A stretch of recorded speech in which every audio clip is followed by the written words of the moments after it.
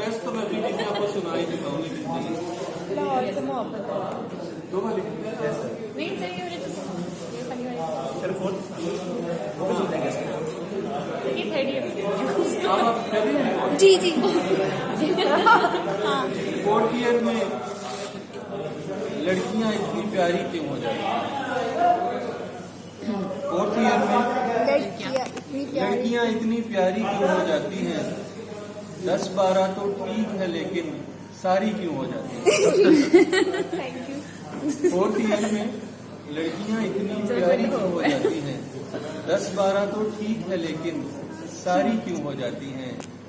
पहले साल में कितनी सादा, कितनी भोली भाली, पहले साल में कितनी सादा, कितनी भोली भाली, दूजे साल में अकड़ दिखाने हरदम लड़ने वाली, तीजे साल फिरे वार्डों में मिस्र गवाची गाएं, तीजे साल फिरे वार्डों में मिस्र गवाची गाएं, थोड़ी सी हो शौक और चंचल, थोड़ी सी शर्माएं। फोर्थ ईयर में डाकू और हथियारी क्यों हो जाती है? फोर्थ ईयर में लड़कियां इतनी प्यारी क्यों हो जाती हैं? और फाइनल ईयर में लागर और बेचारी क्यों हो जाती है? फोर्थ ईयर में लड़कियां इतनी प्यारी क्यों हो जाती हैं?